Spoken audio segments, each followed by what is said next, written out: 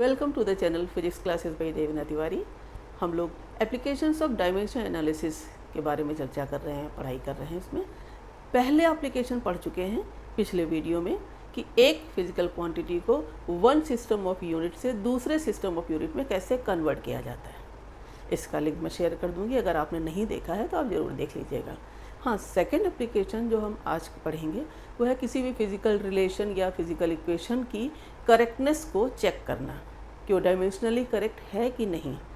अब इस चेक करने में क्या क्या बातें ध्यान में रखनी होती हैं, प्रिंसिपल ऑफ होमोजेनिटी क्या होगा, इन सब के बारे में विद एग्जाम्पल आज चर्चा करेंगे। तो वीडियो शुरू से आखिरी तक जरूर देखिएगा। हाँ, जो लोग नए हैं वो लोग चैनल को ज़रूर सब्सक्राइब कर लें। आज के वीडियो में हम लोग चर्चा करेंगे कि किसी भी फिजिकल इक्वेशन की करेक्टनेस को कैसे चेक कर सकते हैं, वो सही है, डायमेंशनली करेक्ट है, कंसिस्टेंट है या नहीं। इसके लिए दो बातें ध्यान में रखनी होगी और आप ये दोनों बातें मैंने पॉइंट नंबर 1 और 2 में लिखी हैं, बहुत ध्यान से समझ लीजिए।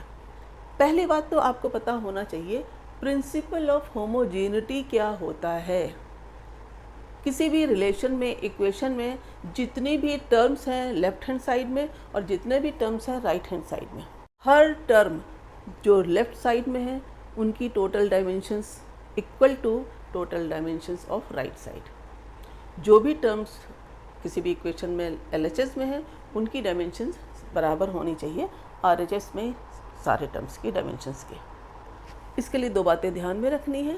पहली बात, dimensions of LHS equal to dimensions of RHS, जो मैं बता चुकी हूँ। और दूसरी बात, जो भी फिजिकल क्वांटिटी सेम काइंड की होती है वही जोड़ी जा सकती हैं, वही घटाई जा सकती हैं और वही इक्वेट की जा सकती हैं। जैसे 4 kg plus 3 kg equal to 7 kg। सही लग रहा है, होता है ना। 4 kg प्लस 3 मीटर, ये जोड़ा ही नहीं जा सकता। 1 kg है, 1 मीटर है, एक मास है और एक लेंथ है। तो ये जो बी पार्ट में लिखा है इस बात का मतलब एग्जाम्पल देके मैं समझा रही हूँ। या 4 kg माइनस 3 kg तो इक्वल टू 1 kg बचेगा ना। ऐसा तो नहीं kg और kg में लेस हो गया तो उधर 1 ही बचा खाली, वो भी तो kg ही रहेगा ना। अब तीनों चीज़ें LHS और RHS में जो डायमेंशन है वो kg यानी उसका मास m है ना। तो ध्यान रखिएगा कि ये दोनों पार्ट्स हैं प्रिंसिपल ऑफ होमोजेनिटी के।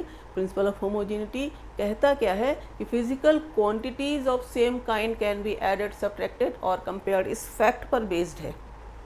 किसी भी इक्वेशन में जितनी डायमेंशंस LHS साइड में है वही डायमेंशंस होनी चाहिए RHS साइड की।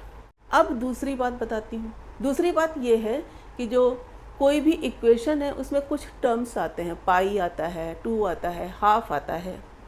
जैसे आपने सिंपल पेंडुलम के केस में उसके टाइम पीरियड का फॉर्मूला क्या पढ़ा है, T equal to 2 pi √L/G। अब इसमें जो मैं ये कह रही हूँ कि dimensions of LHS equal to dimensions of RHS, तो यहाँ पर ये T टाइम है तो इस पूरे का डायमेंशंस टाइम ही आना चाहिए, तभी ये इक्वेशन सही है। अब ये 2 पाई आप एसेस नहीं कर सकते क्योंकि 2 पाई की कोई डायमेंशन नहीं होती। जैसे दूसरा एग्जाम्पल लेती हूँ कि S equal to UT plus half AT square. अब देखिए ये इक्वेशन 9 से पढ़ते चले जा रहे हैं, है ना। इक्वेशन ऑफ मोशन में इस सेकेंड इक्वेशन S है डिस्टेंस या डिस्प्लेसमेंट। अब ये डिस्प्लेसमेंट है तो ये मीटर है, तो LHS की डायमेंशन मीटर है, तो इस टर्म की भी मीटर होनी चाहिए, इस टर्म की भी मीटर होनी चाहिए, तभी metre plus metre equal to metre होगा। मेरी बात पे ध्यान दीजिएगा। और आप यही चीज़ चेक कर सकते हैं। अब इस टर्म की इक्वेशन डायमेंशन निकालेंगे तो इसमें हाफ आप नहीं लेते। क्यों? हाफ की कोई डायमेंशन होती नहीं। तो we dimensions of LHS equal to dimensions of LHS है, तभी वो गिवन इक्वेशन करेक्ट है। सेकेंड पॉइंट और इम्पॉर्टेंट है, वो इसी से रिलेटेड है कि a dimensionally correct equation need not be exact equation. अगर मैं हाफ मिटा दूँ और S equal to UT plus AT square लिखूँ, ध्यान से देखिएगा, इसमें सही क्या है कि इस LHS की डायमेंशन मीटर है, इसकी भी मीटर आएगी। कैसे मीटर आएगी? देखिए, U वेलोसिटी है मीटर पर सेकंड और ये T टाइम है, सेकंड कट गया तो जो यूनिट है मीटर, इसकी डायमेंशन अगर L है तो मीटर की डायमेंशन इधर भी L आ गई, है ना।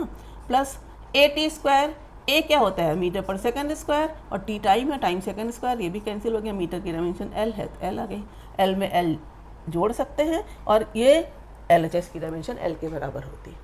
एक बात और ध्यान दीजिएगा, बहुत बच्चे सोचते हैं यहाँ पे ये 2L हो गया, यही बात कि 1 metre plus 2 metre equal to 3 metre ही तो होता है ना, कि मीटर मीटर एक बार और ऐड करते हैं, तो ये डायमेंशनली करेक्ट इक्वेशन है। लेकिन रॉन्ग क्यों हो गई? क्योंकि यहाँ पर हम हाफ नहीं लिख रहे हैं। रॉन्ग इन द सेंस ये एग्जैक्ट नहीं है।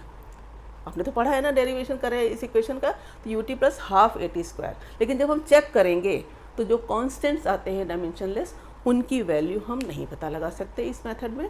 केवल हम डायमेंशनली कंसिस्टेंट इक्वेशन या उसकी कंसिस्टेंसी डायमेंशनली वो करेक्ट है। आइए अब चेक करते हैं। एक रिलेशन है F इक्वल टू mv/r। अब ये रिलेशन डायमेंशनली करेक्ट है या इनकरेक्ट, कैसे चेक करेंगे, यही आज का जो हमें चेकिंग करनी है second application of dimension analysis.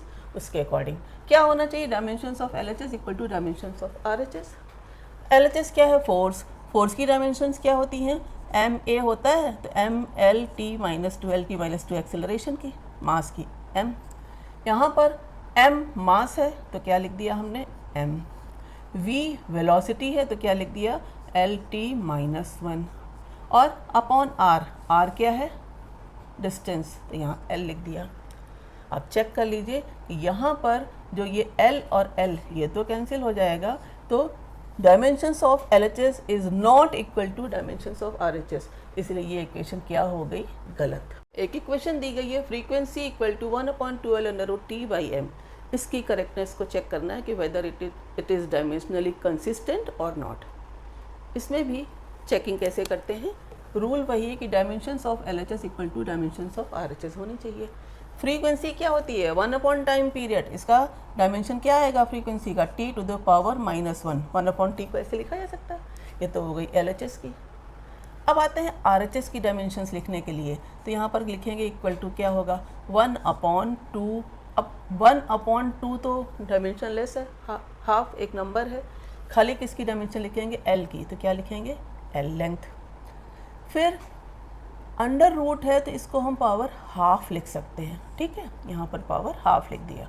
Tension force, force की डायमेंशंस क्या होती है, यही आपको पता होना चाहिए, mlt-2 अपॉन m मास पर यूनिट लेंथ। ध्यान दीजिएगा, यहाँ आप फट से m की जगह केवल m लिखते हैं, ये क्या लिखा है मास पर यूनिट लेंथ, पर माने अपॉन, यानी इसकी डायमेंशन क्या हो गई m/L। ये बहुत गलती करते हैं, इस पॉइंट को ध्यान दीजिएगा। तो यहाँ पर क्या लिखेंगे m/L को क्या लिख सकते हैं ml-1, और इस पूरे की पावर हाफ है। अब ये कैपिटल ब्रैकेट में डायमेंशंस लिखी जाती है तो ऐसे आपने लिख दिया। अब इससे आप देख रहे हैं कि 1/L ऊपर क्या हो गया, ये m और m कैंसिल हो जाएगा ना यहाँ पे, देखिए, और ये l टू द पावर -1 ऊपर जाएगा तो l टू द पावर +1, और ये l है पहले, तो l टू द पावर 2 हो जाएगा, और हाफ लगा हुआ है तो खाली क्या बचेगा l। अब यहाँ t to the power -2 power half है तो क्या बचेगा t टू द पावर -1। देखिए l और l कैंसिल हो गया, तो LHS की डायमेंशंस भी t-1 है और RHS की भी डायमेंशन t-1, यानी ये physical equation relation dimensionally correct है। तो आज के वीडियो में हमने देखा कि किसी भी फिजिकल इक्वेशन या रिलेशन को डायमेंशनली वो करेक्ट है या नहीं, ये कैसे चेक करते हैं। अगले वीडियो में हम देखेंगे कि अगर कोई भी फिजिकल इक्वेशन या रिलेशन डायमेंशनली इनकरेक्ट है तो करेक्ट इक्वेशन कैसे डिराइव करेंगे with the method of dimensional analysis. उम्मीद करती हूँ वीडियो आपको ज़रूर पसंद आएगा। Thank you.